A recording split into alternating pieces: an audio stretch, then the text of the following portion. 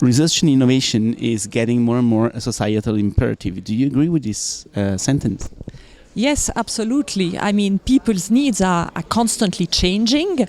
Economic needs in the global economy are constantly changing. We are also facing new challenges, climate change, digitalization, new competitors which are increasingly catching up in terms of innovation. So Europe must absolutely focus on innovation if we want to be successful, create growth, create jobs for people, and deliver the sort of European Union that we want to deliver for people. You have recently published a position paper telling what's the position of European enterprises to get more competitive. Can you tell a little bit more about this? Yes, we have published this position paper because we really believe that innovation will be the crucial element to bring us forward. We are currently investing slightly more than 2% of our GDP in innovation. This is absolutely nothing, peanuts compared to countries like South Korea, Japan, US, and even China is catching up very rapidly, so we must invest more.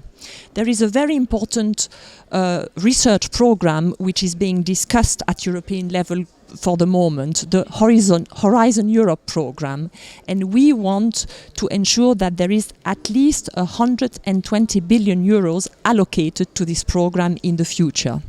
But in addition to that, we also must create a much more innovative, friendly culture in Europe. We are a little bit risk adverse. It's very important to have a precautionary principle, not to take crazy risks, but it's also important to balance this with an innovation principle which allows to take reasonable risks in order to innovate.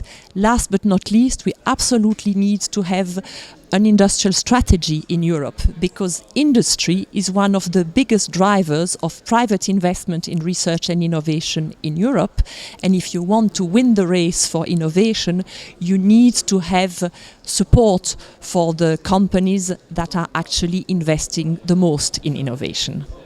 In times of such deep transformation, how important is that employers and employees stand in the same direction? It's very important because you will not bring the economy forward without the full support of people. So we always have to go and find balanced solutions, but we must also overcome irrational fears of change. Change is a fact, change is needed, change is wanted by people, so we must accompany this change in a clever manner. We must talk to the trade unions in order to try and agree whenever possible on the strategy to move forward, but at the same time we must advance sufficiently rapidly, so we must not unnecessarily lose time in endless discussions. We must make sure that the discussions lead somewhere and actually support innovation.